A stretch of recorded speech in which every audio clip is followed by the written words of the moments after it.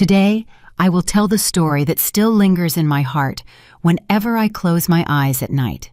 It was 3 years ago, on Thanksgiving night, when my life turned in a direction I never expected. The fluorescent lights of Riverside Hospital in Columbus, Ohio, buzzed above me, cold and unforgiving, as I lay on a gurney, fighting to stay conscious after collapsing during my evening shift at the supermarket. I had worked myself beyond exhaustion, thinking duty and sacrifice were my only companions left.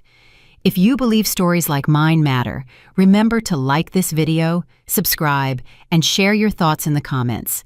This channel is where we bring you the most unforgettable tales of grandma life stories, where truth, resilience, and justice rise out of the shadows. My name is Dorothy Whitmore. I was 58 years old that Thanksgiving night. A widow, working long shifts at the local supermarket to make ends meet, still clinging to the memories of my late husband, Tom. My world had already been narrowed down to routines and quiet mornings. Then, I thought my son Mark and his wife Nancy were my closest ties to family. I wanted to believe they cared for me, that they valued my presence. As the doctors moved quickly around me, their voices urgent, I heard one of them say, "We need to reach her son. Call him again." The phone rang and rang and rang. My son, Mark, did not answer. He was not at my side. He did not even pick up the call that could have changed everything. Instead, as I fought for air under those harsh hospital lights, the world outside celebrated without me. In my absence, my daughter-in-law Nancy was smiling for her camera. She hosted Thanksgiving dinner in my very own house, the place I had once built with laughter, memories, and decades of love. She posted photos online, curated perfectly for admiration, as if nothing had been lost that night. While I was lying in a hospital bed, they feasted, their table brimming with food and laughter, as though my silence was the gift they had been waiting for. My phone vibrated on the tray beside me. Through blurred eyes, I glanced at the screen. There it was, proof of my erasure, proof of a family's betrayal disguised as joy. My hand trembled as I held the phone, not from weakness alone, but from a realization far sharper. I could no longer deny what had been happening all along.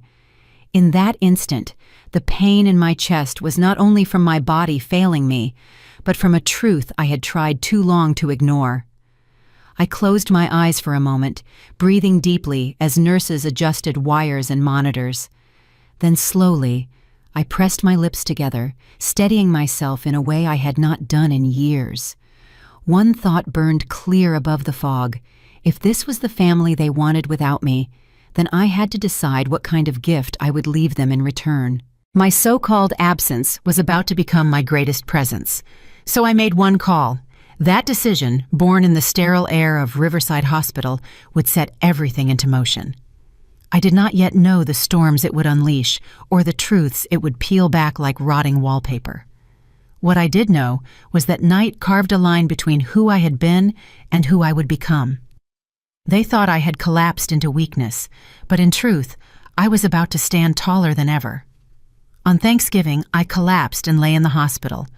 Doctors tried calling my son. He never answered.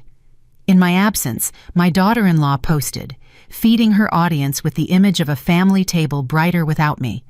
But when I made that one call, I set in motion a chain of events that would end with a different kind of gift, one that left them frozen in silence, unable to mask the shame they had carefully hidden for years. That was my turning point, the beginning of my long fight back, and the moment I learned the deepest lesson of my life. Family is not proven by photographs or by empty chairs at a dinner table. Family is proven by who sits beside you when the doctors call. But what I did not realize then was how their obsession with appearances, with perfection at all costs, would eventually turn against me. And as I lay in that hospital bed, I felt a kind of clarity that comes only when everything you have taken for granted is stripped away. This is where my story begins. 3 years before that night, I had agreed to let Mark and Nancy move into my house on Maple Avenue. They said it was only temporary, that Evelyn, my granddaughter, needed stability for school. I believed them. I wanted to help them. I thought by stepping aside, I would still be part of their lives. Instead, I became the ghost at the edge of their table, tolerated but never welcomed. What happened that Thanksgiving night was not sudden betrayal.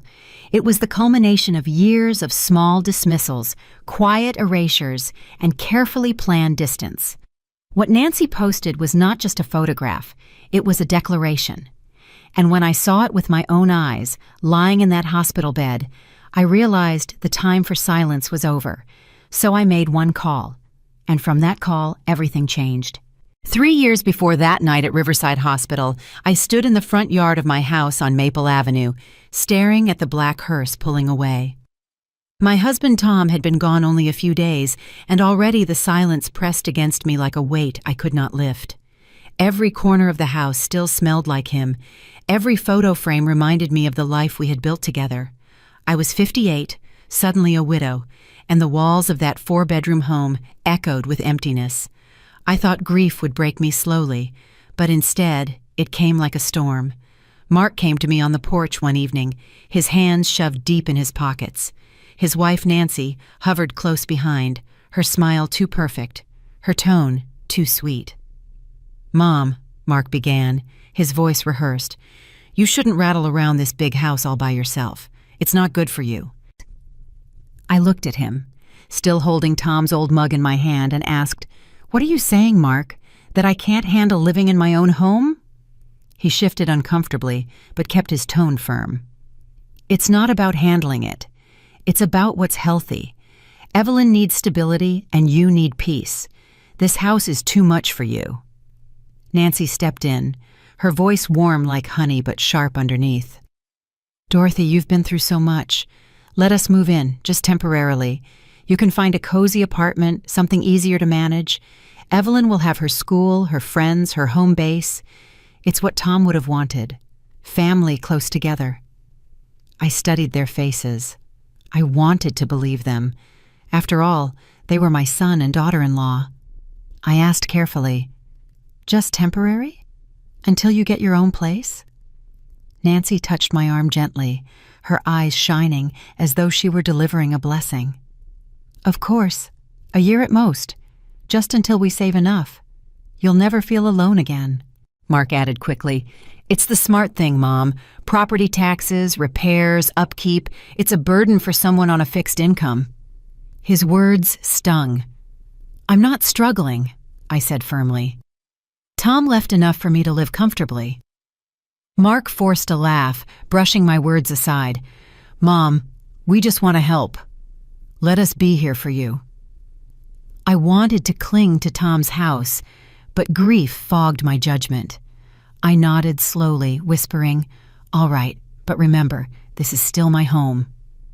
Nancy clasped her hands in delight, her smile flashing like a camera bulb. "You won't regret it." For the first few weeks, I tried to convince myself I had made the right decision.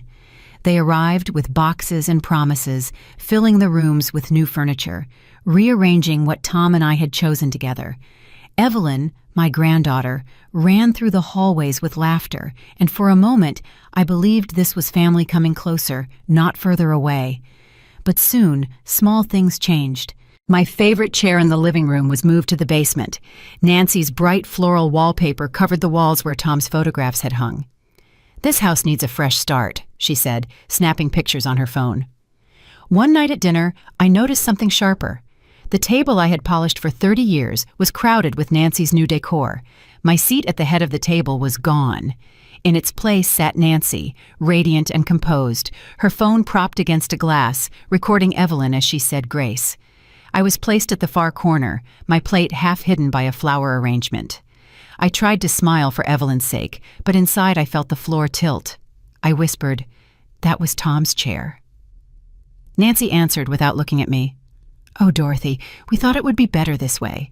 You can sit where the light doesn't bother your eyes." Mark gave me a quick nod, as if that settled it. Evelyn's eyes flickered toward me with confusion, but she said nothing. The next day, I noticed Nancy uploading a new series of photos online. My house, my dining room, my kitchen. The captions spoke of our perfect family home, never mentioning me. In each photo, my absence was deliberate. I stood just outside the frame, like a ghost haunting my own life. I asked Mark quietly one evening, "Do you think this is right? Changing everything so soon after Tom's funeral?" He sighed, tired, dismissive. "Mom, you have to stop clinging to the past. Nancy is just making it feel more alive. Let her. Don't be difficult." "Difficult," I repeated under my breath. The word burned. I started paying attention more closely. Each bill that arrived still had my name on it. Utilities, taxes, maintenance. Though they lived there, it was I who paid. When I brought it up, Mark waved it away. "It's complicated, Mom. Easier if everything stays in your name, just until we sort things out." The more I tried to reclaim space, the more invisible I became. My old wedding portrait vanished from the hallway wall. My china set, once displayed in the cabinet, was packed into boxes and placed in the attic. When I asked where my belongings had gone, Nancy's voice was smooth as silk. "We donated some things. They were outdated. You'll thank me later." But I did not thank her. I sat at the end of that long table, my fork heavy in my hand, watching them laugh and pose for pictures, every click of the camera slicing away another piece of the life I had built. One night, Evelyn slipped into my small rented apartment, tears in her eyes. "Grandma, why don't you come over more? Mom says you like being alone, but I don't believe her." I hugged her tightly, my chest aching. "I'll always be near Evelyn, don't forget that." But as I held her, I realized the truth. I was no longer a member of the family at Maple Avenue. I had been repositioned, reframed, and erased. My own son had let it happen, and Nancy had orchestrated it with precision. That was 3 years before Thanksgiving night, when the final mask fell. At the time, I believed I was sacrificing comfort for family closeness. In reality, I was surrendering ground inch by inch until there was nothing left of me inside that house. Looking back, the signs were there, bright as day. I just refused to see them. But the moment I collapsed in Riverside Hospital, staring at Nancy's post and Mark's silence, I understood what had been taken. And that understanding is what fueled the storm that followed. It started with whispers that grew into blades. Nancy had a way of dressing poison in silk, her voice sweet, but her words cutting. She would glance at me across the dinner table, her lips curving into that careful smile, and say things like, "Dorothy, you must be tired keeping up with all these responsibilities. You've done enough. Let us handle it now." What sounded like concern was really a dismissal. What she meant was clear. I was no longer needed. Mark echoed her tone, though with less subtlety. One evening he came by my small apartment, his arms folded as though he were bracing himself. "Mom," he sighed, "these bills are piling up. Taxes, insurance, maintenance. You don't realize how heavy it all is. Nancy and I are carrying so much." I blinked at him, stunned. "Carrying? Mark, I'm the one still paying. Every statement arrives in my name. That money is mine, my pension, my savings, the checks Tom left behind. I'm the one keeping the lights on in that house." He shifted his gaze away. "It's complicated. Easier if it runs through your accounts. We're managing things for you." Managing things. The phrase coiled around me like a snake. I wanted to believe he didn't mean harm, but my chest tightened with unease. I began combing through my records late at night, every receipt and invoice, and the truth stung me harder than his words. They were living in my house, enjoying my comforts, while I quietly funded it all from the outside. The distance between me and Evelyn widened in ways I hadn't expected.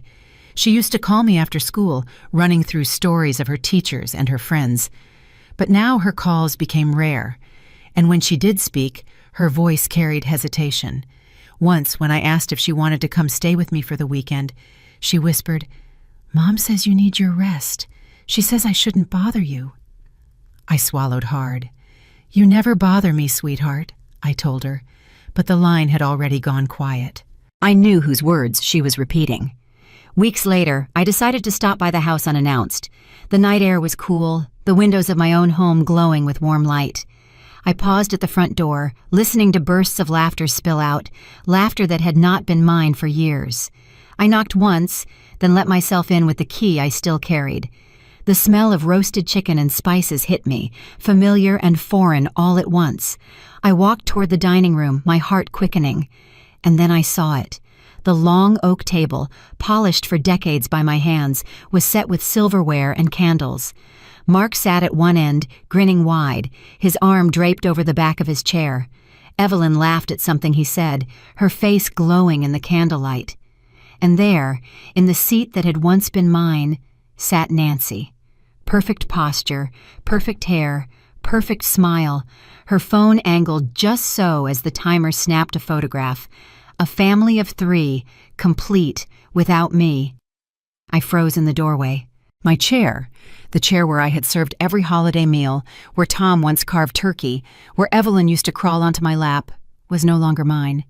It belonged to Nancy now, as if the years I had poured into that house, into that family, had never existed. Nancy's eyes flicked toward me. For the briefest moment, her smile faltered. Then she turned back to the phone as if nothing had changed. "Say cheese," she chirped, and the camera flash captured them, radiant, whole, and deliberate in my erasure. Mark finally noticed me. "Mom," he said with surprise, not guilt.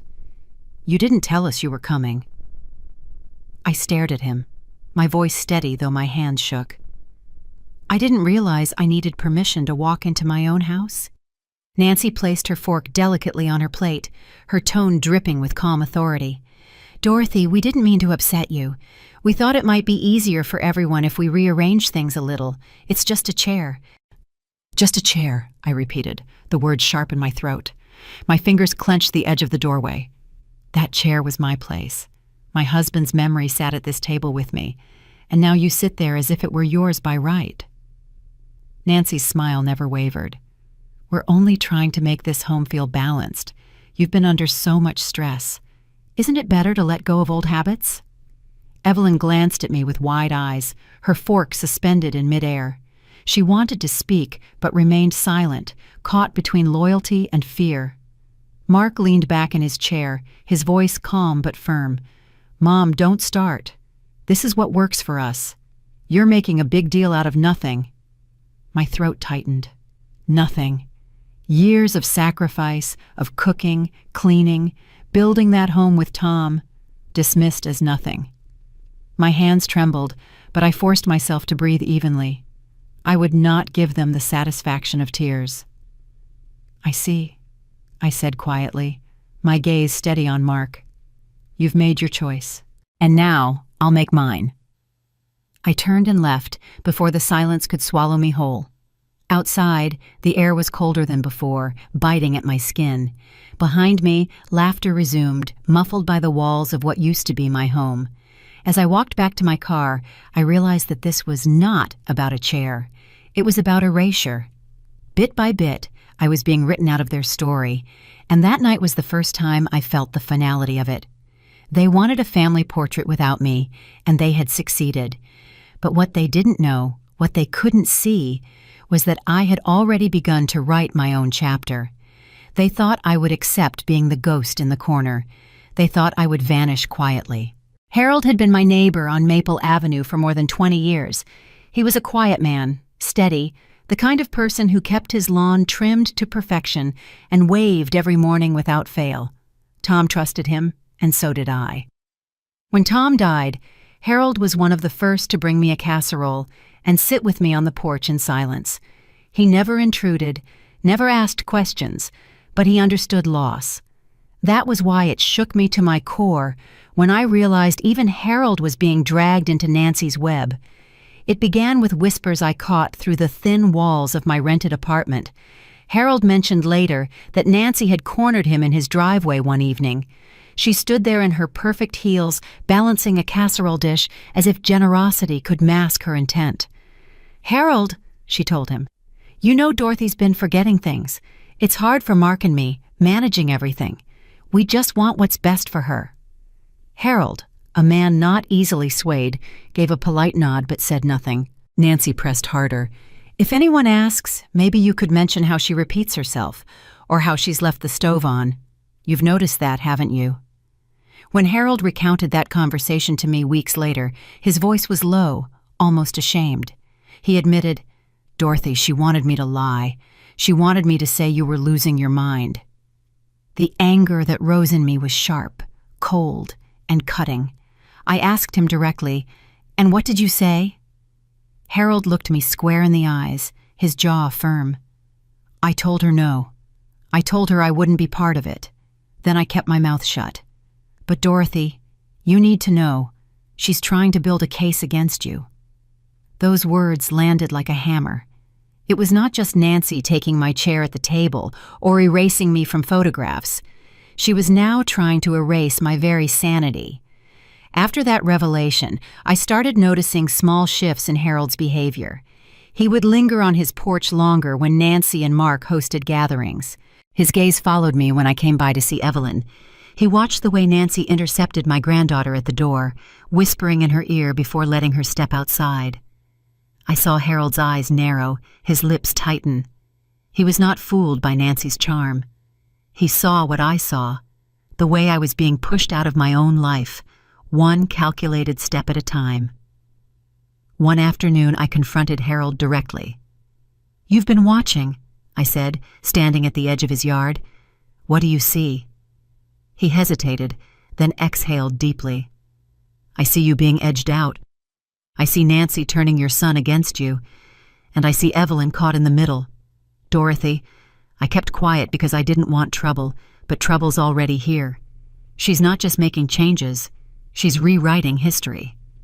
His words cut deeper than I expected. "Rewriting history," I repeated, letting the phrase hang in the air. That was exactly it. The house Tom and I built, the life I had lived, was being painted over with Nancy's colors. Later that week, I discovered just how far Nancy was willing to go. I overheard her speaking to another neighbor on the sidewalk, her voice carrying deliberately loud. "Poor Dorothy," she said with false sympathy. "She's been so forgetful lately. Mark and I are worried. We might have to step in legally if it gets worse." I stopped in my tracks, my fists clenching. She wasn't just whispering doubts in private, she was planting seeds of suspicion in the neighborhood. If enough people believed her, the ground beneath me would collapse. That night, I sat at my small kitchen table, bills spread out before me, my pen frozen in my hand. I realized I was fighting a war I hadn't chosen, and Nancy had already recruited the battlefield. Even Harold, despite his refusal, had been tested for loyalty. That was the first time I felt the full weight of it, how dangerous her obsession with control truly was. The next morning, Harold came to my apartment. He carried a folder of his own, notes he had taken, things he had observed. "If this goes further," he said, "you'll need proof. I've written down every time she tried to involve me, every strange conversation I overheard. It's not much, but it's a start." I looked at him with gratitude, though my voice was steady, clipped. "It's more than a start, Harold. It's the first line of defense." Still, the knowledge gnawed at me. If Nancy could try to bend Harold, a man of principle, what about others? What about the neighbor who relied on Nancy for rides to church, or the couple who adored Evelyn and would believe anything her parents told them? It became painfully clear. I was not just losing my place at the table. I was being cast as unstable, forgetful, unfit, and if I did nothing, the community around me would become her chorus, echoing the lie until even the truth seemed fragile. One evening, I returned to Maple Avenue to drop off some clothes for Evelyn. I paused at the gate, and there was Harold again, standing in his yard, arms crossed, watching Nancy pose in front of my porch with her phone. She smiled wide, instructing Evelyn to hold a pumpkin in her lap for the perfect seasonal picture. From a distance, it looked beautiful. Up close, it was another piece of fiction. Harold caught my eye and shook his head slowly, a silent warning. I understood. She was building her story, photo by photo, witness by witness, and for the first time, I felt a chill, not just of anger, but of fear. That night, as I lay awake, Harold's words echoed in my mind. She's rewriting history. I realized the danger wasn't only inside the house anymore. It was spreading through the neighborhood, through every whispered rumor and carefully staged photograph. This was no longer a family conflict. It was a campaign. And I knew one thing with clarity sharper than glass. If I let her win, I wouldn't just lose my house. I would lose my name. For days I carried the phone in my hand, my thumb hovering over Richard Halpern's number. He had been Tom's closest friend, a man who had once sat in my living room, sipping coffee and trading stories with my husband. The last time I had seen him was at Tom's funeral, when I could barely stand without trembling. To call him now, to admit what my own son and daughter-in-law were doing to me, felt humiliating. It felt like peeling the last layer of dignity off my skin. But the silence inside my apartment pressed harder with each passing day. The bills kept arriving in my name. My chair at the table was gone. Even the neighbors were whispering Nancy's lies about me. My hands shook as I finally pressed the green button. "Richard," I said, when his deep voice answered. For a moment, I couldn't breathe. "It's Dorothy." There was a pause, then warmth. "Dorothy, it's been too long. How are you holding up?" I nearly laughed at the question. "Not well. I need help." "I don't even know where to start." His voice sharpened instantly. "Tell me everything." I poured it out. The bills, the chair, the rumors, the manipulation.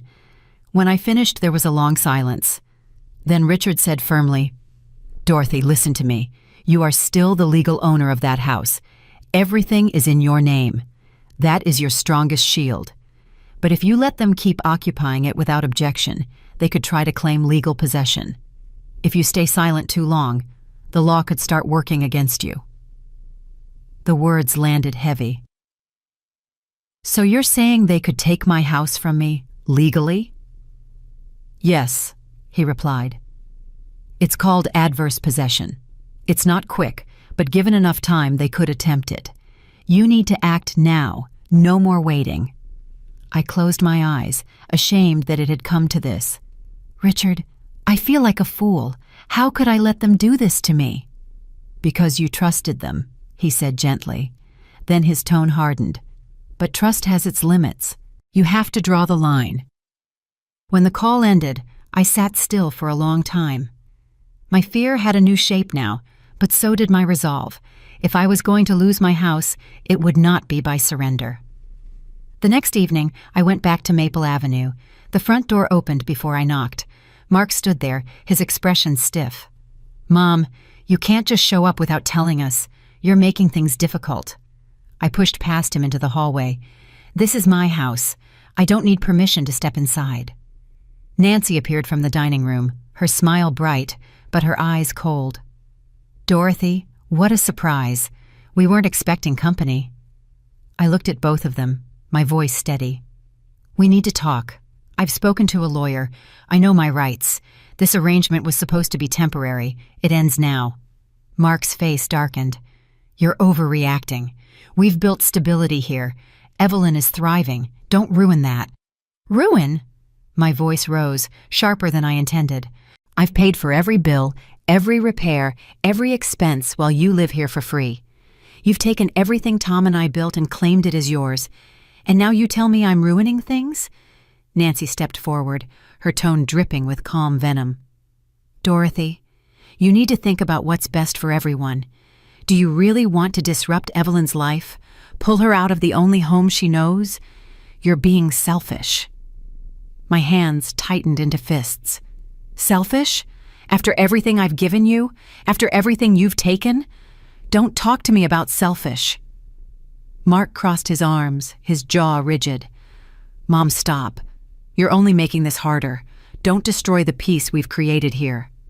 "Peace?" I laughed, but there was no humor in it. "There is no peace in erasing me from my own home. There is no peace in pretending I don't exist." Nancy's smile sharpened into something cruel. "You should know your place, Dorothy. Times have changed. This is our house now. You should be grateful we let you stay part of our lives at all." Her words sliced through me. For a moment, the room spun. I steadied myself against the wall, staring at the two people who had once been my family. I realized then that Richard was right. This wasn't just manipulation, it was a takeover. They had no intention of leaving. I straightened my back, forcing my voice to remain calm. Enjoy your dinner, but know this: I will not be erased. You may think you've won, but you've underestimated me. Mark tried to soften his tone, though it came out strained. Mom, don't go down this road. It'll only end badly. I met his eyes, steady and unflinching. For you, perhaps. I turned and walked out, my footsteps echoing in the hallway that had once been mine. Outside, the night air bit at my skin, but I welcomed it. My shame was gone. In its place was something far stronger. I was not the fragile widow they imagined. I was the woman Tom had loved, the woman who had built that house brick by brick, and I would not let them take it from me without a fight. Richard called me back 2 days after our first meeting. His tone was clipped, professional, but I could hear the weight in his words before he even said them. Dorothy, I need you to come to my office. There's something you should see. I drove there with my stomach in knots, gripping the wheel so tightly my knuckles whitened. The office was quiet when I arrived, lined with dark shelves and the faint smell of coffee and old paper. Richard was seated at his desk, a thin folder in front of him. He didn't waste time with pleasantries. He opened the folder and slid a stack of papers across to me. What is this? I asked, scanning the top page. My name leapt out immediately, printed in bold letters across a loan agreement. The amount made my breath catch. $25,000. Richard leaned forward, his expression grim. It's a home equity loan. Signed in your name.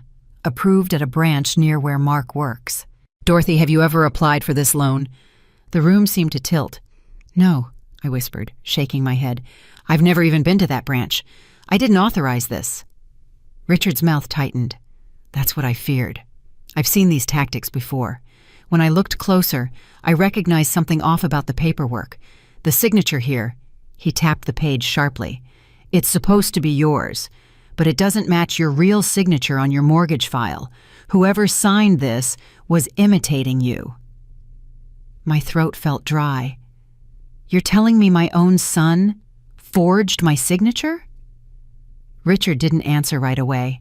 He sat back in his chair, eyes narrowing. I suspected for a while that Mark might be handling your documents without permission, but suspicion is one thing. This is proof. I stared at the papers again. My name, my life, my credit, all twisted into something I had never touched. Rage and grief battled inside me until my hands trembled. What was the loan for? I asked. Records show home improvements, Richard said. But when I traced the disbursements, the money didn't go to contractors. It went into a checking account linked directly to Mark and Nancy. I slammed my hand against the desk before I even realized it. They stole from me. They've been living in my house, feeding off my savings, and now they've stolen my name too. Richard's voice was calm but edged with steel. Dorothy, this is identity fraud. It's serious, but we have to be smart. If you confront them too directly without preparation, they'll spin it as you being confused, unstable. They've already started laying that groundwork. The memory of Nancy's syrupy voice floated back to me, her subtle digs, her staged concern, the neighbors repeating lies. My jaw clenched. They've been saying I'm forgetful, that I can't manage my affairs, and now this. Richard nodded grimly. Exactly.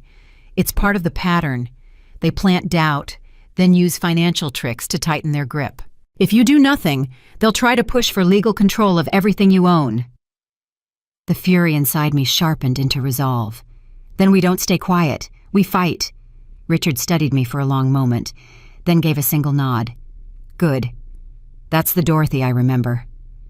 I left his office with copies of the papers in my bag, my legs heavy, but my steps firm. I drove straight to Maple Avenue, my heart pounding with every mile. When I arrived, the house looked so serene, golden light spilling from the windows, the yard neatly trimmed. From the outside, it could have been a postcard of domestic bliss, but I knew the rot beneath the paint. I stepped inside without knocking.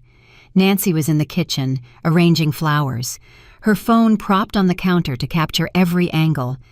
She turned, startled, then quickly composed herself. "Dorothy, you should call before coming by." I ignored her and walked straight to the dining room where Mark sat with Evelyn, helping her with homework. I placed the papers on the table in front of him. "Explain this." Mark glanced down, his face flickering for just a second before he masked it with indignation. "Mom, where did you get that?" "My lawyer," I said sharply. "A $25,000 loan in my name, signed at your branch, and the money went straight into your account." Nancy moved quickly to Mark's side, her voice calm but rehearsed. "Dorothy, you must be mistaken. You've been under so much stress. Maybe you signed something and forgot." The sheer audacity made my blood boil. "Forgot? Do you think so little of me that I wouldn't remember signing away $25,000? Do you think I don't know my own signature?" Mark's jaw tightened. "It was for the house, Mom, for repairs, upgrades, things you should have handled, but you weren't in the state to. We did it for you." "You did it for yourselves," I snapped. "You forged my name, you stole my money, and you think you can stand there and pretend it was charity?" Evelyn's wide eyes darted between us, confusion clouding her face. Nancy noticed and leaned closer to her, whispering, "Sweetheart, Grandma is just upset. Don't worry." I pointed a finger at Nancy, my voice low and cutting. "Don't you dare poison her against me." The room fell into silence, the air thick with tension. Finally, Mark spoke, his voice cold. "You need to stop this, Mom. If you push too far, you'll regret it. You don't want to make us your enemies." I met his gaze, steady and unflinching. "You already are." I gathered the papers back into my bag and turned to leave. Behind me, I heard Nancy hiss under her breath, "She won't last. We'll outmaneuver her." The words seared into me, but they only strengthened my resolve. For too long, I had allowed them to rewrite my life. Not anymore. With Richard's proof in my hands, the fight had shifted. They wanted me to be silent, confused, erased. Instead, I would be sharp, relentless, undeniable. I stepped out into the night, the cool air hitting my face like a challenge. They had stolen $25,000 under my name, but what they didn't realize was that this theft had given me exactly what I needed: evidence. The first crack in their perfect facade, and I was going to split it wide open. The courthouse smelled of old paper and varnished wood, the kind of place where truth was supposed to weigh heavier than lies. I walked in that morning with Richard at my side, my folder of evidence pressed against my chest like armor. We had the forged loan documents, the bank statements, and Richard's confidence. For the first time in months, I allowed myself to believe this would end quickly, that the law would see through Mark and Nancy's facade. I sat in the front row of the courtroom, my heart pounding as the bailiff called the case. Across the aisle, Nancy adjusted her blazer and flashed her perfect smile to the gallery, as though she were arriving for a photo shoot rather than a hearing. Mark sat beside her, his expression carefully blank, but I knew that look. It was the same mask he wore as a boy when he was caught lying, waiting to see if the punishment would stick. The judge entered, and the room rose. My knees trembled, but I stood tall. This was my chance to reclaim what was mine. Richard presented our evidence first. He spoke with precision, his voice steady as he laid out the documents showing the $25,000 loan, the bank transfers, the irregular signatures. "Your Honor," he said, pointing directly to the page, "this signature does not match Mrs. Whitmore's legal signature on file. She never authorized this loan." For a moment, the judge's brow furrowed. I felt my chest rise with hope. Then Nancy stood. She carried a binder thick with papers, photos, and USB drives.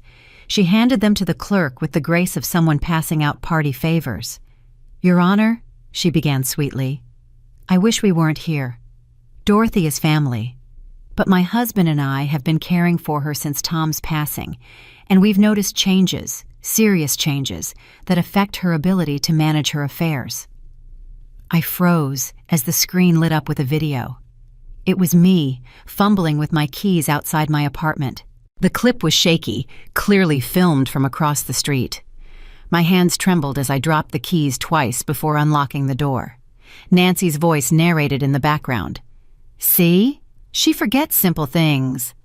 Another clip played. Me in the grocery store, staring at the shelf for too long before placing a can back. Nancy had twisted my quiet grief into evidence. She produced photos next, printed and glossy. One showed a stack of unpaid bills on my kitchen table. Another captured me at Tom's grave, my face buried in my hands. She turned to the judge, her tone dripping with sympathy. "She's been in decline for years. We've done everything we can, but she's slipping. It's heartbreaking." The final blow came with witnesses. The clerk called names, and neighbors I had known for decades stepped forward. One testified that I often repeated myself. Another said Nancy had confided in him about my forgetfulness. I searched their faces, desperate for a sign of hesitation, but all I saw was fear. Later, I would learn Nancy had cornered them, hinting at lawsuits, debts, and trouble if they didn't support her story. When it was over, the judge leaned back, hands steepled. He glanced at the forged loan documents, then at Nancy's binder. Finally, he shook his head. "At this time, the evidence of diminished capacity is concerning. The petition to dismiss occupancy is denied pending further review." The words hit like a hammer. Denied. My evidence dismissed. Nancy's lies elevated above my truth. I staggered as I left the courtroom, Richard's hand steadying my arm. Outside on the steps, the autumn wind cut through my coat. My shoulders shook, and for a moment I couldn't tell if it was from the cold or from humiliation. People whispered as they passed, their eyes darting toward me. I caught snatches of their voices. Poor woman, losing her mind. No wonder the kids stepped in.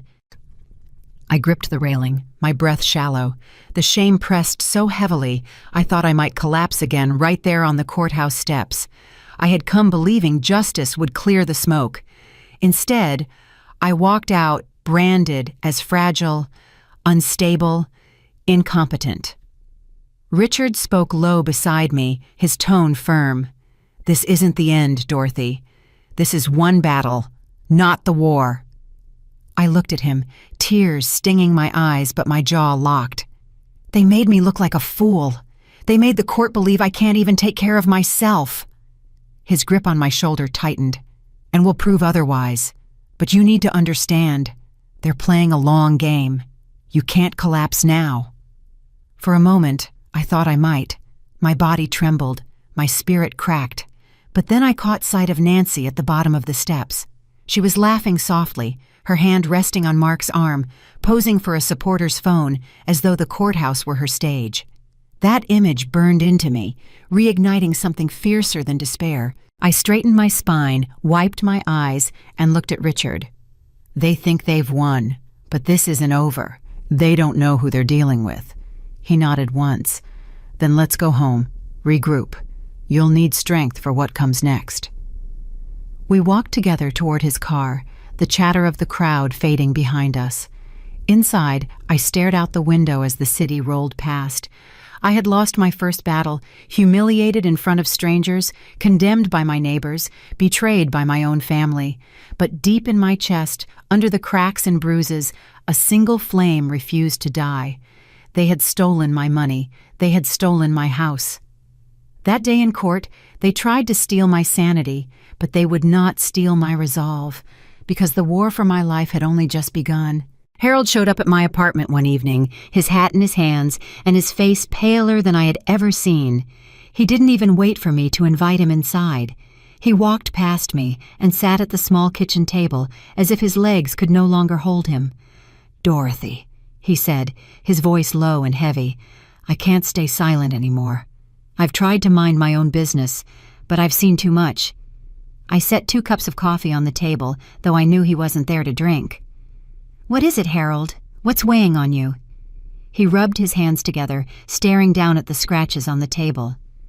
3 years ago, before Mark and Nancy moved in with you, they lived with your husband's cousin, Clara. Do you remember her?" My heart skipped. "Clara? Of course. She was in her 80s, frail but sharp. She lived alone after her husband died. Harold nodded slowly. They moved in, said they were helping her, told everyone they were being generous. But after Clara passed, there were whispers in the neighborhood. Her savings, gone. Just like that. No one wanted to believe it. No one wanted to accuse family. But I saw Nancy bragging once, talking about how Clara didn't need the money where she was going. I gripped the edge of the table until my fingers ached. You're telling me this isn't the first time they've done this? Harold's eyes met mine, guilt etched deep into his wrinkles. I should have told you earlier. I didn't want to get involved, but now I see they're doing the same thing to you, step by step. For a long moment, I couldn't breathe. The walls of my apartment seemed to close in, every shadow stretching longer. Clara had died without family close, and I had assumed her end was peaceful. But now the truth bared its teeth. Clara wasn't their first victim. She was their rehearsal. I forced myself to steady my voice. Do you know anything concrete, Harold? Anything I can hold in my hand, not just whispers? He hesitated, then nodded. Talk to Clara's old banker. There were withdrawals in the months before she died, large ones. She was too weak to go in person. People assumed she asked family to help, but I think you'll see a pattern. That night, I barely slept. The next morning, I walked into the bank Clara had used, my stomach tight, my pulse hammering. I asked to see a manager, explaining I was her relative and trying to tie up old affairs. After some persuasion, an older manager agreed to pull the archived records. When the printouts slid across the desk, my hand shook. I traced the dates with my finger. 3 years ago, a series of withdrawals in even amounts, each signed with Clara's shaky hand. But the signature... I leaned closer, my eyes narrowing. The curves were too neat, too deliberate. It was the same kind of mimicry I had seen on my own forged loan papers. Did Clara ever come in for these? I asked carefully. The manager frowned. Not once. I remember Nancy and Mark. They always said Clara wasn't feeling well, that they were handling things for her. The blood drained from my face. They had stolen from her, just as they had stolen from me, and Clara hadn't lived long enough to stop them. I left the bank with copies of the records, clutching them like weapons. Outside, the sunlight felt harsh, exposing everything I had tried not to see. Clara's gentle face haunted me. She had trusted them, just as I had. That evening, Harold came by again. I spread the records across the table, my voice clipped with anger. You were right. They drained Clara's savings before she died, and no one stopped them. Harold lowered his gaze. I knew something was wrong. I saw Nancy carrying shopping bags, new clothes, furniture deliveries. But whenever anyone asked, she said it was Clara's idea, that Clara wanted to enjoy her last years. People believed her. I slammed my palm on the table, the sound sharp. They didn't just steal money, they stole dignity. They turned Clara's final days into their feeding ground. Harold nodded, his voice bitter. And now they're trying to do the same to you. Only difference is, you're still standing. I sat back, breathing hard. My chest burned with rage, but beneath it something colder settled in. Clarity. This wasn't just family greed. This was a pattern, a method. Nancy and Mark had perfected it. Move in under the guise of help, isolate the elder, control the narrative, siphon the money, then erase the evidence with charm and staged concern. I thought of Clara, thought of her smile at the last Thanksgiving she attended. No one had seen her decline for what it was, and now I understood. I looked at Harold, my voice low but sharp. They think I'll crumble the way Clara did. They think grief makes me blind. But they miscalculated. I'm not alone, Harold, not anymore. He met my eyes, his face firm. Whatever you need, Dorothy, I'll stand with you. I won't be silent again. That night, as I filed Clara's records into the folder with my own, I felt a new strength pulse through me. The fight was no longer just for my house, my savings, or my dignity. It was for Clara, too, for the silence she was buried under. I stared at the papers until my vision blurred and whispered into the stillness of my apartment. They've done this before, but this time They chose the wrong woman. It was a Saturday morning when the knock came at my door. I opened it to find Evelyn standing there, a suitcase clutched in her small hands, her face blotchy from crying. Behind her, at the curb, Mark's car idled. Nancy sat in the passenger seat, her sunglasses on even though the sky was gray, her hand waving Evelyn forward like a commander sending a soldier into battle. "Grandma!" Evelyn sobbed, collapsing into my arms. "They said I have to stay with you. They said if you sell the house, we'll have to live in the car. Please, don't make us homeless." My chest tightened as I felt her body trembling against mine. I looked past her, and Nancy rolled down the window just enough to call out, her voice dripping with calculated despair. "Dorothy, we're desperate. We don't know where else to turn. Think about Evelyn. Do you really want her to suffer because of your stubbornness?" The fury that rose in me was like fire in my veins. I pulled Evelyn inside and shut the door, locking it firmly. I knelt down in front of her, brushing tears from her cheeks. "Sweetheart, listen to me. None of this is your fault. You are not a bargaining chip, no matter what your parents told you." Evelyn hiccuped through her tears. "They said if I begged you, maybe you'd change your mind. They told me to remind you that families should take care of each other." I clenched my fists, forcing my voice to remain steady for her sake. "Family doesn't use their children as pawns. Family doesn't send you here like this." She looked up at me, her eyes swimming with pain. Then, in a whisper, she confessed, "Last Christmas, they went to Cancun. They told me they had to help sick relatives, but they left me at Sarah's house. I stayed there a whole week. They never called, not even once." My breath caught. The image of Evelyn, alone in someone else's home while her parents basked on a beach with my stolen money, sent a sharp pain through me. I wrapped my arms around her tightly, rocking her as tears burned in my eyes. "Oh, my sweet girl, I promise you will never be abandoned like that again." But the rage that followed was cold and sharp. They had used her, lied to her, and abandoned her. Enough was enough. I opened the door and stepped outside, my voice like steel as I addressed Mark and Nancy in the car. "If you ever use Evelyn to manipulate me again, I will add child neglect and endangerment to the charges I'm already preparing." Nancy's sunglasses came off, her face twisting with indignation. "You wouldn't dare." I stepped closer, my eyes locked on hers. "Watch me." Mark leaned forward, his voice rising defensively. "Mom, we're just trying to survive. You're overreacting. Evelyn doesn't understand the pressures we're under." I cut him off with a hand raised. "Don't you dare put this on her. She's 12 years old. She should be worrying about school plays and birthday parties, not whether her parents are lying to her. You dragged her into this war, but I won't let you hurt her anymore."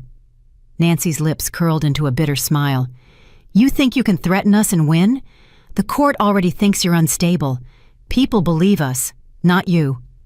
I let out a cold laugh. "You may have won sympathy once, but times are changing. Every lie leaves a trail, and I've been following it. Clara's bank records, the forged loan, and now Evelyn's testimony about Cancun. It's all piling up." Mark's face paled, but Nancy leaned back in her seat, scoffing. "You're bluffing. No one would believe a child's word against her parents." I turned to Evelyn, who had come to the doorway, her face wet with tears, but her back straight. "Tell them what you told me, sweetheart." Her voice trembled, but carried across the yard. "You lied. You said you went to help relatives, but you went on vacation. You left me behind. You never cared." The silence that followed was heavy. Mark looked away, shame flickering across his features, but Nancy hissed, "Go back inside, Evelyn. You don't know what you're saying." I stepped between them. "She knows exactly what she's saying, and if you think I won't protect her, then you don't know me at all." The car engine revved as Nancy snapped, "This isn't over." Then she gestured sharply, and Mark drove off, leaving the air thick with exhaust and tension. I turned to Evelyn, pulling her close again. My voice softened, though my anger still burned. "You're safe here. They can't use you anymore, not while I'm standing." That night, as Evelyn slept on my couch, I sat by the window, staring out at the quiet street of Columbus. My mind replayed every moment. Nancy's sneer, Mark's silence, Evelyn's trembling confession. They had crossed a line that could never be uncrossed. And I knew with absolute clarity that this was no longer just about me reclaiming my house or my dignity. It was about saving Evelyn from parents who saw her as leverage, not a daughter. I whispered to the darkness, my words a vow etched into the night. You wanted a war, Nancy. Mark, now you've got one. Richard called me late on a Wednesday night. His voice carried an energy I hadn't heard in weeks. Dorothy, we're moving faster than I expected. I want you to come to the office tomorrow morning. Bring your folder. When I arrived, the conference room was full. Not just Richard, but a half-dozen young lawyers, a forensic accountant, and even an investigator I had never met before. Papers and laptops covered the long table, the air thick with urgency. Richard looked at me with that firm, unshakable expression I had come to lean on. Normally, these cases take months, sometimes years to piece together. But I've had suspicions about your son and Nancy for some time. That gave us a head start. Now we're tightening the net. One of the young attorneys, a sharp woman named Maya, pushed a stack of statements toward me. Mrs. Whitmore, do these accounts look familiar? I scanned the pages, my eyes widening. Multiple bank accounts, each opened in my name, each carried my social security number, but none of them were mine.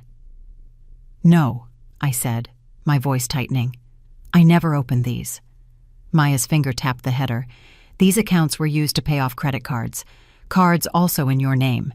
We've already confirmed the signature on the applications is forged. Another lawyer leaned forward, his voice grim. What's more, all correspondence was directed to Maple Avenue. They intercepted everything. Bills, notices, statements. You never had a chance to see it. The forensic accountant, a graying man with glasses sliding down his nose, spoke next. We've identified at least 5 credit cards, 2 personal loans, and several retail accounts. Total exposure, roughly $85,000, and it all points back to your son's household. My stomach turned, but I forced myself to sit straighter.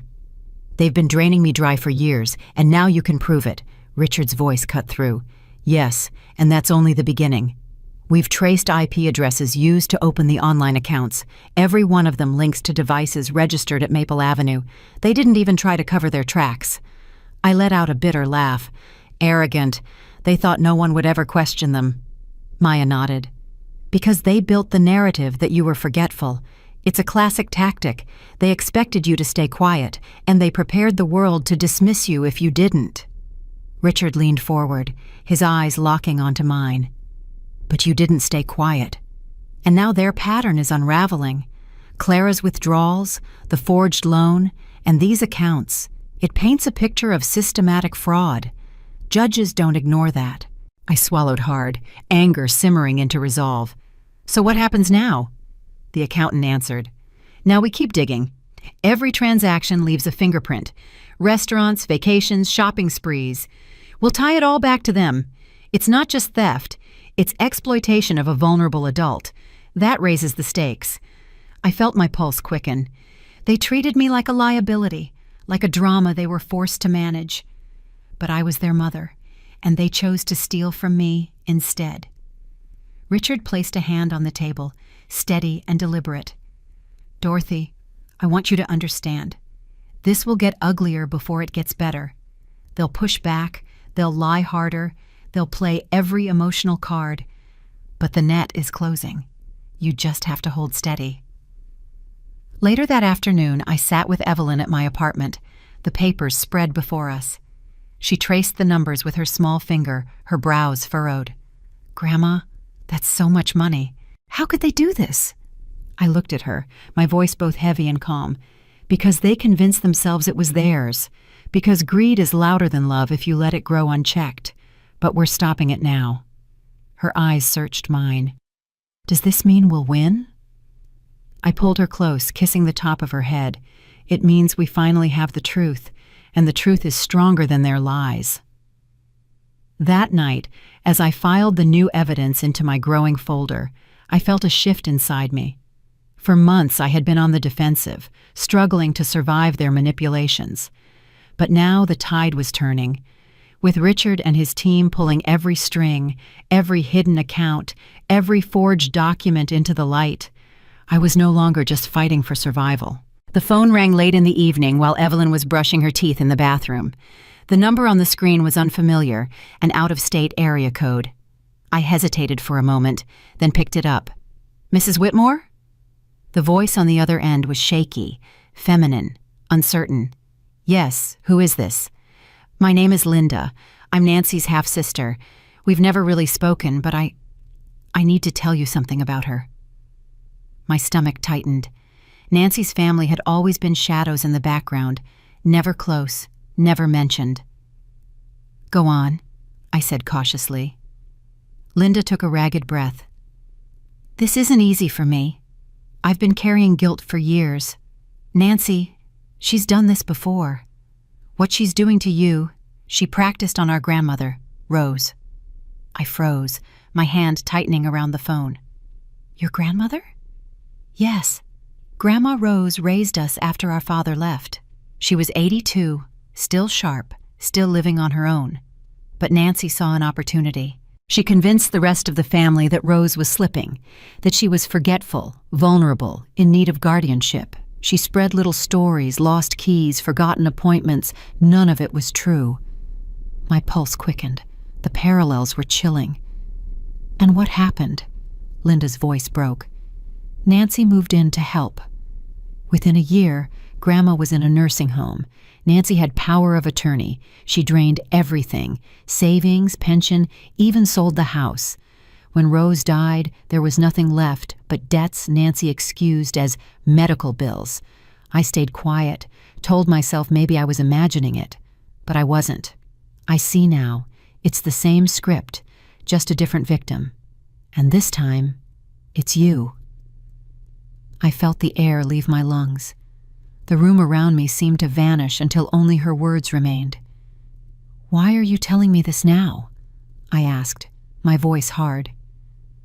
"Because I've stayed silent too long," she whispered. "Because I read about your court case online.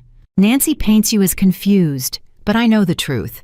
I can't let her destroy another woman the way she destroyed Rose. I'll provide a sworn statement. I'll testify if I have to."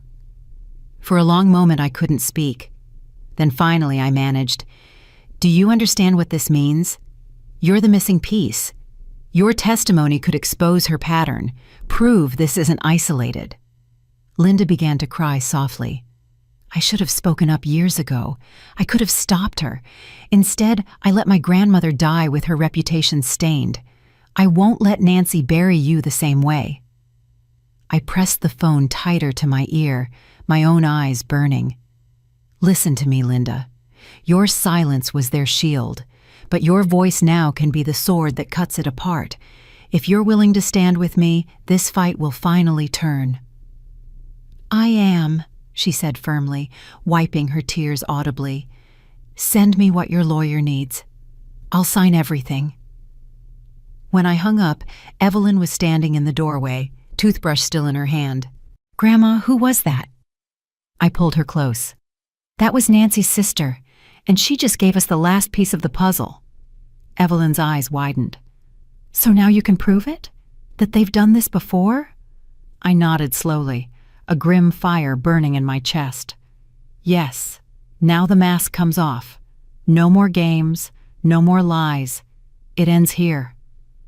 Later that night, I placed Linda's number into Richard's hands. He read my notes, his jaw tightening.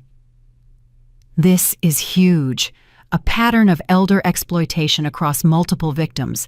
With sworn testimony, it's not just fraud, it's predation. The court can't ignore that." I looked him straight in the eye. "They've built their lives on perfect pictures and perfect lies. But perfection cracks when you shine enough light, and now we have all the light we need."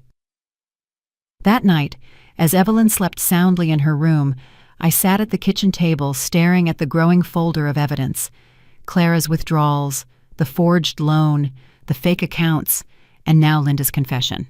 Every page screamed the same story. Mark and Nancy weren't misguided. They were predators. My hands trembled, but it wasn't fear anymore. It was the weight of certainty. The silence became my greatest weapon.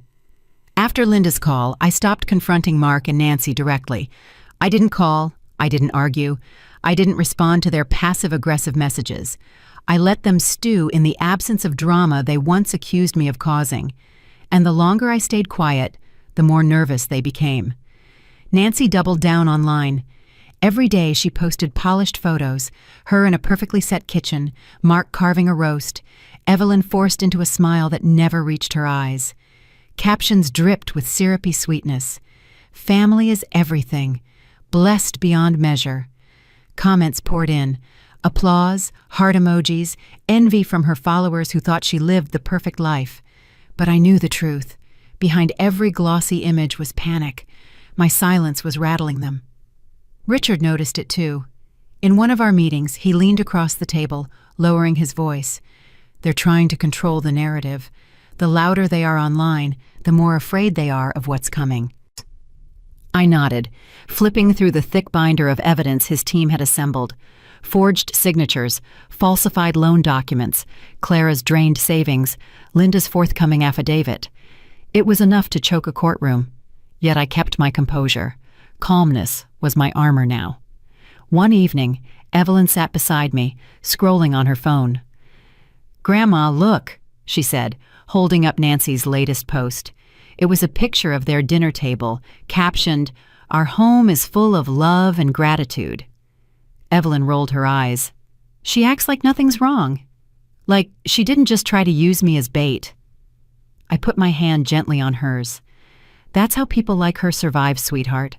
They perform. But every show ends when the lights go out. She smiled faintly, then whispered, "I can't wait until the lights go out."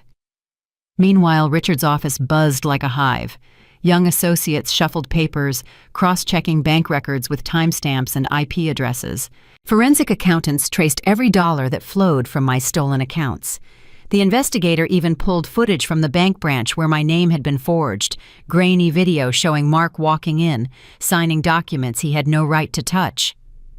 Richard stood at the head of the room one afternoon, his voice firm. This case would normally take months to build, but because we suspected their behavior early, we've been piecing this puzzle together for a while. Now the picture is complete. He glanced at me. "Dorothy, you've endured years of deception, but the storm is about to break in your favor."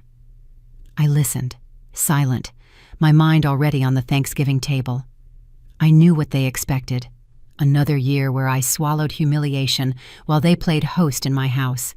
Instead, I would bring the truth to their feast and watch their empire of lies collapse in front of everyone they sought to impress. The days crawled by, thick with tension. I saw Nancy once across town at the grocery store. She caught my eye, offered a brittle smile, then turned her cart quickly down another aisle. Mark, for his part, avoided me completely. The few messages he left on my phone dripped with false calm. "Mom, let's not drag this out. Let's just settle quietly. Think about Evelyn." I deleted every one without replying. At night, when the city grew quiet, I would sit at my window, the folder of evidence beside me, and watch the streetlights flicker. My hands would rest on the papers like they were a shield. I thought of Clara, I thought of Rose, and I thought of Evelyn's small voice saying, "They left me at Christmas." The anger was no longer wildfire. It was tempered steel, waiting to strike. The night before Thanksgiving, Richard called. His tone was crisp, steady, carrying the weight of finality. "Everything is ready. Tomorrow, we make it public. Once the evidence is shown, there will be no coming back for them." I sat in silence for a moment, then said softly, "Good. Because I'm done letting them write the story. Tomorrow, the truth will sit at the head of the table." The calm that washed over me was unlike anything I'd felt in years. Not relief, not joy. It was the stillness before a storm, the kind that makes the air heavy and electric. My enemies thought they were safe, cocooned in lies and staged photos, but the tide had turned. As I turned out the light that night, I whispered to myself, Let them set the table. Let them smile for the camera. Tomorrow, the feast will not taste the way they planned. Thanksgiving Day arrived colder than usual, the sky a pale gray that pressed low over Columbus. I walked up the steps of my own house on Maple Avenue, my folder of evidence clutched in my hands. Through the front window I could see them. Mark carving a turkey, Nancy arranging silverware, Evelyn sitting stiffly at the table. Relatives whispered, laughter floated, but it all died down the second I opened the door. The air shifted instantly, conversations cut short, eyes darted. I stepped inside, every gaze fixed on me as if I had walked into enemy territory. My heels clicked against the hardwood floor, the same boards Tom and I had polished decades ago. My house, my table, my family. And yet I had been erased from it until this moment. Nancy was the first to recover, her smile sharp as glass. She rose, spreading her arms like a gracious hostess. "Dorothy, how wonderful you could join us. We didn't think—" She paused dramatically, her laugh brittle. "We didn't think you'd want to be here after all the confusion." Her tone told the room exactly what she wanted them to believe, that I was the unstable matriarch finally crawling back for forgiveness. I let the silence hang for a moment, then walked forward slowly, placing the thick folder directly in the center of the table. The weight of it hit the wood with a decisive thud. Mark shifted uncomfortably, his carving knife still in hand. "Mom, what's this?" "Let's not ruin dinner." Nancy leaned closer, her smile faltering. "If you came to apologize, you didn't need to bring props." I looked her dead in the eye, my voice calm and measured. "This isn't a prop. This is the truth." The folder fell open, spilling out copies of loan documents, bank statements, signatures forged in my name. I slid one page forward, tapping it with a steady finger. A $25,000 loan I never took, signed at the branch where my son just happened to work. Gasps rippled around the table. Mark's face drained of color. "Mom, that's not—" I cut him off sharply. "Don't lie. The bank video already shows you walking in that day. We both know it." Nancy's painted nails gripped her wine glass. "This is ridiculous. Anyone could have—" I pulled another paper free, Linda's sworn statement. "Linda from Seattle. She's your sister Nancy. She remembers exactly what you did to your grandmother Rose. The same lies, the same pattern. Tell me, does this sound familiar? Convincing everyone an elderly woman was confused while you drained her accounts dry?" For the first time, Nancy's mask cracked. Her jaw clenched, her eyes darted across the room as whispers grew louder, more damning. I wasn't finished. I held up a photo Evelyn had given me, her suitcase on my doorstep, her tears fresh on her face. "And here, proof of what you did to your own daughter, sending her to beg me not to sell my own house while you sat in the car coaching her. Do you know what she confessed that night? That last Christmas, you abandoned her with friends while you vacationed in Cancun. You lied to her, used her, the same way you tried to use me." Nancy's breath hitched, her voice shrill. "She's a child. She doesn't understand." Evelyn stood then, slowly, her chair scraping back. Her small body moved across the room until she stood at my side. She didn't say a word, but the way she crossed her arms and lifted her chin spoke volumes. The entire room saw it. She had chosen where she belonged. I rested my hand on her shoulder, steady and unyielding. Then I looked at Mark, whose face had fallen into shame. Family isn't the people who post perfect pictures. Family is the ones who show up when the doctors call. Remember that when you think of Thanksgiving, because I will never forget who answered and who didn't. The room went utterly silent. Nancy's lips parted, but no words came out. Mark dropped the carving knife onto the platter with a clatter. Relatives who once believed their lies now turned their eyes away, unwilling to defend them. The performance was over, the stage lights cut. I gathered the folder, closed it neatly, and tucked it back under my arm. Then, without raising my voice, I delivered the final blow. "Enjoy your dinner. It will be your last one in this house. The papers are filed, the house is mine, and the law is coming for everything you stole." Evelyn slipped her hand into mine as I turned toward the door. Behind me, the silence was deafening. Perfect plates of turkey and stuffing sat untouched. The only sound was the heavy, suffocating collapse of their empire of lies. And in that silence, I walked out with my granddaughter, leaving them frozen at the table. The sale of the Maple Avenue house went through quicker than I ever expected. A young couple with twin toddlers bought it in cash after a short bidding war. When I signed the last paper and handed over the keys, a strange calm washed over me. That house had held both my greatest joys and my deepest humiliations. Letting it go felt like cutting the last tether to 3 years of betrayal. I moved into a smaller place on the outskirts of Columbus, a 2-bedroom cottage with a modest garden, nothing fancy, but mine, truly mine. No staged photos, no whispered insults in my absence, just peace. Evelyn carried boxes into her new room, eyes shining brighter than I'd seen in years. "Grandma, can I paint the walls any color I want?" she asked. I laughed. "Yes, sweetheart.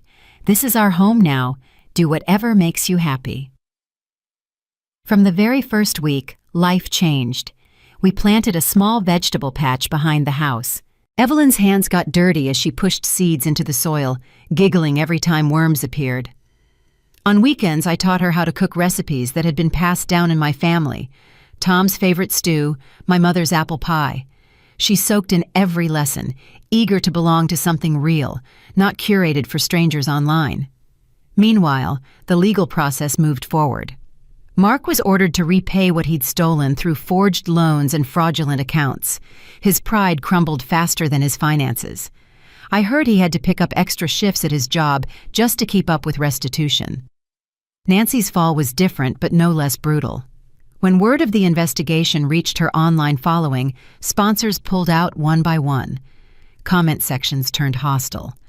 The woman who had built her identity on polished images of a perfect life was suddenly exposed for what she really was: cruel, manipulative, hollow. I didn't gloat. Justice wasn't about revenge. It was about balance being restored. Still, there was a deep satisfaction in knowing their empire of lies had collapsed under its own weight. They had stripped me of dignity for years, but in the end, the truth stripped them bare for the world to see. One evening, as the sun set over the little backyard, I sat at the kitchen table and began to write. Evelyn was in her room humming softly while working on homework. The house was quiet, safe, full of a warmth I hadn't felt since Tom was alive.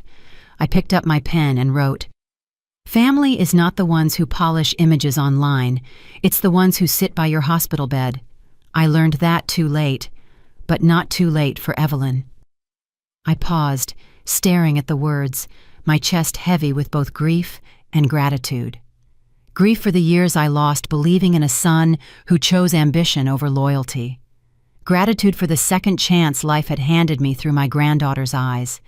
Evelyn represented what remained uncorrupted, what was still worth fighting for. When she came into the kitchen later, she saw the paper and asked, "What are you writing, Grandma?" "A letter," I replied softly. "Something for you to keep when you're older. A reminder of what matters." She hugged me tightly, and I held her as if anchoring us both to a future that no one could steal. The storm had passed. The wreckage remained behind me. Fraud, betrayal, shame. But ahead lay peace, built not on appearances, but on truth. My hands, once trembling with fear, now steadied over soil, recipes, and the small, simple acts of love that defined real family. I no longer needed Maple Avenue, or the approval of people who celebrated my absence. I had Evelyn, I had my freedom, and I had a life cleansed of shadows. And for the first time in years, that was enough. The winter air was sharp that morning, but the backyard glowed gold under the soft sun. Evelyn had been working for days on her little project, gathering wood scraps from neighbors, sketching crude plans in her notebook. I stood by the kitchen window, watching her climb the ladder with a hammer in one hand and determination written all over her young face. She was building a treehouse, her own sanctuary. By midday, she called me out. "Grandma, come see." I stepped carefully into the yard, my boots crunching over frost-kissed grass. the small wooden structure perched proudly among the branches. It wasn't perfect, nails crooked, boards uneven, but it was hers. Evelyn held up a plank she had painted in bold letters. Together we nailed it above the little doorway. It read, "Dorothy and Evelyn's Clubhouse, no drama queens allowed." I laughed softly, the sound carried in the cold air. Evelyn grinned, wiping paint off her cheek. "Do you like it, Grandma?" "I love it," I said, my throat tightening. "It's the most honest sign I've ever seen." She climbed up into the treehouse, peeking through the small window she'd cut out. "This is our space, just us. Safe. No pretending." Her words pierced me with their simple truth. After years of lies, staged photos, and betrayal, this rough wooden fort felt like the purest symbol of all we had survived. She had learned early what I only discovered too late. Family was not about how it looked to the world, but how it held together in the quiet moments when no one else was watching. I sat on the garden bench, sunlight warming my shoulders despite the winter chill. I thought about everything that had brought us here. Hospital lights, courtroom whispers, forged signatures, empty chairs at Christmas. And now, this moment. Evelyn's laughter drifting down from her treehouse, her voice strong and sure as she claimed a new beginning. For the first time in years, I felt peace settle deep in my bones. No anger, no bitterness, just the calm knowledge that justice had been done and love had endured. I closed my eyes and whispered to myself, real family is not found in perfect pictures. It is found in the moments we stand together when we are at our weakest. When I opened my eyes, Evelyn waved from her window, her hair catching the sun. I smiled back, the corners of my mouth softening into something I thought I'd lost long ago. Hope. The drama was over. The lies had ended. And in our little clubhouse, high among the bare branches of winter, a new story had begun.